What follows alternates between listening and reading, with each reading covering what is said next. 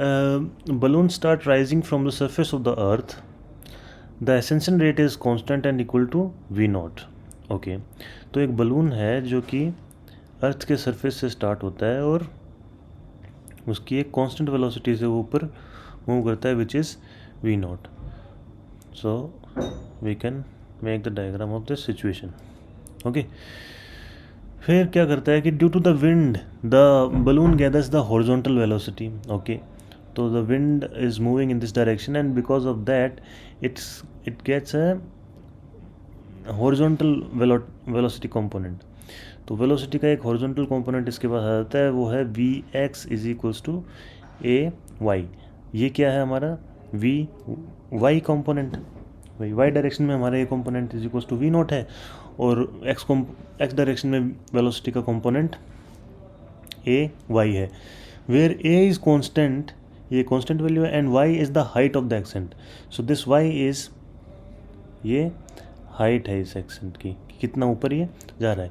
इसका मतलब क्या हुआ कि अगर हाइट हमारी कम है तो ये वेलोसिटी भी कम होगी. जैसे जैसे हमारी हाइट बढ़ेगी वैसे वैसे ये वेलोसिटी बढ़ेगी. तो हम इसको अगर डिपिक्ट करें तो ये कहीं पे जाके सपोज एक सिचुएशन आई जहाँ पे ये यहाँ पहुँच गया.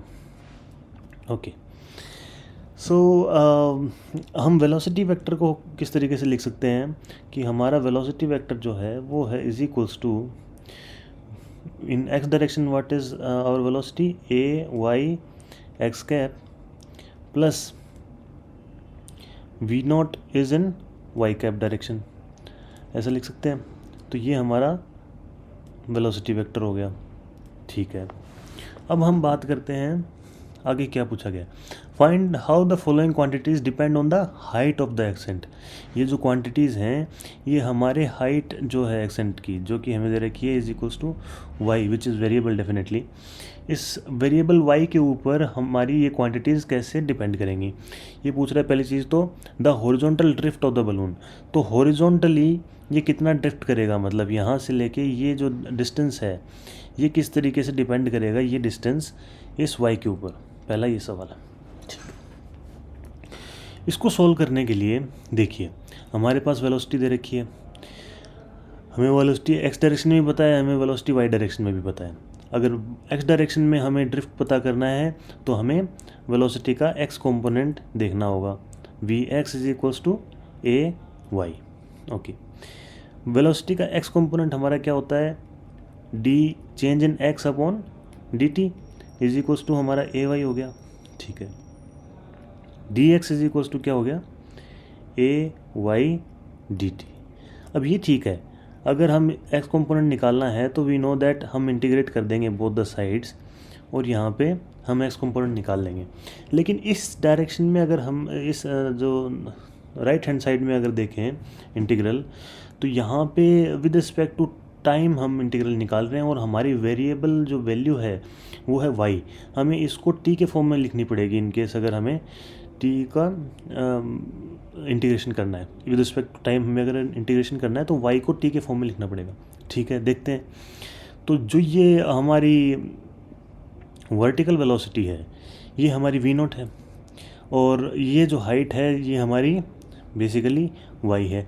तो यहाँ हम क्या लिख सकते हैं कि हमारा जो टाइम लगेगा इसको, सपोज y हाइट पहुँचने में इसको जो टाइम लगेगा वो क्या लगेगा, total distance y upon velocity क्या है हमारी कांस्टेंट v नॉट. तो y हमारा क्या आ गया, y is equals to v not t. तो ये हमारा रिलेशन है, इसको हम यहाँ पे यूज़ कर सकते हैं. सो बेसिकली क्या हो जाएगा हमारा, integration of d x is equals to integration a v not t d t. Okay, so यहाँ से अगर हम देखें तो ये ये चीज़, ये हमारा जो a है जो कांस्टेंट है, v नॉट है ये कांस्टेंट है, तो ये इंटीग्रेशन से बाहर आ जाएंगे. dx का इंटीग्रेशन करेंगे तो हमारा x आ जाएगा. x is equals to a v not और integration t d t. x is equals to a v not, t का इंटीग्रेशन क्या हो जाएगा टी स्क्वायर बाय 2. तो ये हमारा एक रिलेशन आ गया. लेकिन ये रिलेशन अगर हम देखें तो x का relation with respect to time है. हमें किस में चाहिए, x का relation with respect to height of ascent चाहिए. ओके, तो हम लिख सकते हैं यहाँ से, हमें पता है height of ascent is equals to time is equals to height of ascent divided by v naught. We can put this value here and we get x is equals to a v naught upon 2 multiply by what is t square y upon v naught का square. यहाँ से अगर हम निकालेंगे x की value तो वो आ जाएगी हमारी a y square upon 2 v not. So this is our relation, this is how x relates with y, and you can see this here that this is in the form of a parabolic equation. X is equals to y square. This means when x is we can plot this here and see what is happening. Okay, so suppose this is our situation. So when x is equals to 0, y is equals to 0, x is equals to 0. Okay, y is equals to 1, x is equals to 1. ठीक है, and y is equals to 2, x is equals to 4. सिर्फ इन दोनों का देखते हैं, ये सारी चीज़ें तो कांस्टेंट हो गई. सिर्फ इन दोनों को अगर रिलेशन देखें हम एक तरीके से तो किस तरीके से बन रहा है ये. अगर y इज इक्वल्स टू हम 3 रखेंगे तो वो क्या हो जाएगा 9. तो बेसिकली ये एक पैराबोला फॉर्म कर रहा है. तो हमारा जो बलून है वो इस पैराबोलिक पाथ को फॉलो करेगा जब वो यहाँ पहुँचेगा. ठीक है, ओके. अब हम क्या, ये तो हमारा हो गया पहला पार्ट क्वेश्चन का. दूसरा पार्ट जो है क्वेश्चन का वो क्या पूछ रहा है कि the total tangential and normal acceleration of the balloon. ये तीनों चीज़ क्वांटिटीज़ हमें निकालनी है, टोटल एक्सेलरेशन, टेंजेंशियल एक्सेलरेशन और normal acceleration of the balloon. ठीक है, निकालते हैं. तो हमें पता है कि वी वाई जो है इससे हम निकाल सकते हैं आराम से एक्सेलरेशन. तो हमारा वी वाई क्या है, बी पार्ट अगर हम कर रहे हैं अभी, तो v is equals to a y x cap, a y in x direction plus v naught in y direction. This is our velocity. If we differentiate this with respect to time, we will get our acceleration. But you can see that this y, we can not differentiate this with respect to time. We need to put this value first and then differentiate because it is variable with respect to time. So in place of y हम क्या रख देंगे, v naught t. Okay, क्या हो जाएगा हमारा expression, v is equals to a v not t x cap plus v naught y cap. तो अगर हम इसको डिफ्रेंशिएट करते हैं d v by d t which is हमारा एक्सेलरेशन वेक्टर, ये हमारा आ जाएगा. अगर ए वी नॉट टी को हम डिफ्रेंशिएट करें तो क्या आ जाएगा, a v naught x cap plus v naught, ये कॉन्स्टेंट है तो क्या आ जाएगा 0 वाई कैप. तो हमारा एक्सेलरेशन जो है वो सिर्फ एक ही डायरेक्शन के अंदर है which is in the positive x direction and that number is v naught x cap. This is our acceleration, total acceleration. तो पहली चीज़ हमने निकाल ली टोटल एक्सेलरेशन. ठीक है, दूसरी चीज़ क्या पूछ रहा है वो क्वेश्चन में, what is the tangential acceleration. Okay, so as it is following a this parabolic path, we can see that I mean at any point this is suppose our acceleration, total acceleration, and we can see that in the tangential direction there will be an acceleration and normal, इसका अगर perpendicular देखें, इसी direction की अगर perpendicular देखें तो एक normal direction में भी हमारा एक एक्सेलरेशन होगा. ठीक है, हमें क्या करना है कि इन एक्सेलरेशंस की वैल्यू निकालनी है.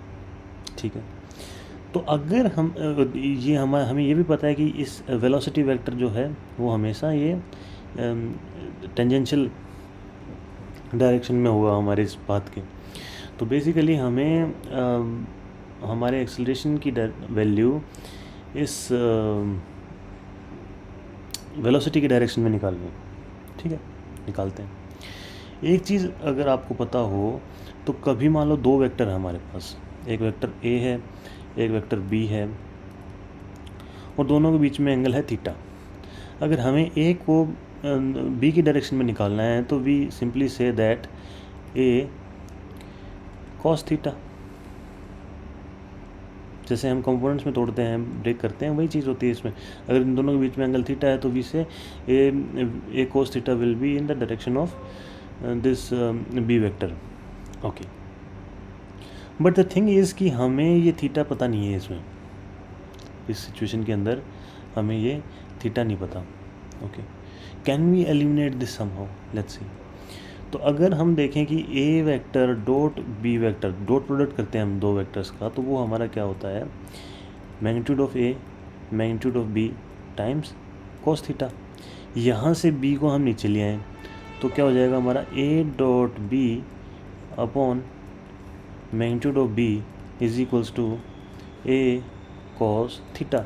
सो इसका मतलब क्या हुआ कि हमारे पास एक और टेक्निक है प्रोजेक्शन निकालने की। अगर हमें कोई वेक्टर दूसरे वेक्टर की डायरेक्शन में निकालना है तो हम उसका डॉट प्रोडक्ट लेके उस दूसरे वेक्टर का मैग्नीट्यूड से डिवाइड कर देंगे तो हमारा वो वेक्टर आ जाएगा। Okay, let's apply this into our situation. So our acceleration vector is equals to a v naught x cap and our velocity vector is equals to a y x cap plus v naught y cap। अगर हम इन दोनों vectors का अगर हम निकालें कि a हमें tangential acceleration हमें निकालना है अभी, तो this will be equals to इन दोनों का डॉट प्रोडक्ट अपॉन इसका वेलोसिटी का मैग्नीट्यूड। तो इन दोनों का डॉट प्रोडक्ट अगर करेंगे हम तो आपको पता है कि x और x तो हो जाएगा 1 और x और y का डॉट प्रोडक्ट हो जाएगा 0। तो हमारे पास बच जाएगा a square v naught y, okay, and divided by velocity का मैग्नीट्यूड। मैग्नीट्यूड क्या हो जाएगा इसका, under root a square y square plus v naught square. ठीक है, ओके, हम इसको एक तरीके से और लिख सकते हैं। इस वी नोट को अगर हम सपोज इसमें से अगर वी नोट कॉमन निकाल लें इस नीचे में से, नीचे वाले एक्सप्रेशन से, तो हम क्या लिख सकते हैं इसको, a square v not y upon, अगर इसमें से वी नोट बाहर निकलेगा तो क्या बच जाएगा, सिर्फ वी, बिकॉज रूट से बाहर निकल रहा है, और यहाँ क्या बच जाएगा, a square y square upon v not square plus 1। V not से वी नोट कैंसिल हो जाएगा और हमारे पास टेंजेंशियल एक्सेलरेशन की वैल्यू आ जाएगी a square y upon under root 1 plus a square y square upon v not square. So this is our tangential acceleration. ठीक है, अभी क्या है, अब हमारे पास ये है कि मान लो एक तो ये वेक्टर हमें पता है कि ये हमारा ए वेक्टर है, हमने एक ये निकाल लिया टेंजेंशियल, मान लो ये ए टेंजेंशियल निकाल लिया, क्या हम इसका परपेंडिकुलर वेक्टर निकाल सकते हैं जो भी है, यही तो हमारा नॉर्मल वेक्टर है ए एन, तो हम इसका परपेंडिकुलर वेक्टर डेफिनेटली निकाल सकते हैं। हमें पता है कि इसका मैग्नीट्यूड इज इक्वल्स टू इसका मैग्नीट्यूड का स्क्वायर प्लस इसका मैग्नीट्यूड का square, which is equals to a of normal का square basically is equals to जो हम इन ए ऑफ नॉर्मल का square plus a of tangential का square is equals to a का स्क्वायर। ठीक है, अब ए नॉर्मल तो हमें निकालना है, which is equals to a normal का square is equals to a square minus a tangential square. Then a normal square will be equals to what is a square? A square is basically a square v naught square. A square v naught square minus what is a tangential? This we calculate, which is equals to a to the power 4 y square upon 1 plus a square y square upon v naught square. Okay, let's solve this. Let's take a square and b naught square common. We will get a normal square is equals to a square v naught square into 1 minus a square y square upon v naught square and divided by 1 plus a square y square upon v naught square. ठीक है, let's solve this.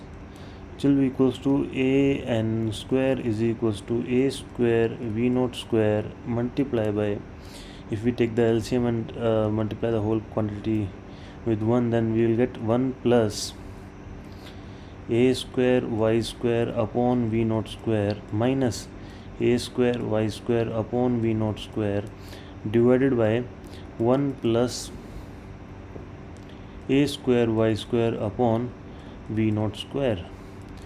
These two values will cancel out and हमारे पास बच जाएगा a n is equals to, इसका पूरे का root अगर हम लेंगे तो ये a v naught under root 1 upon 1 plus a square y square upon v naught square, and this is our answer. So we have calculated the tangential acceleration, total acceleration and the normal acceleration in terms of y.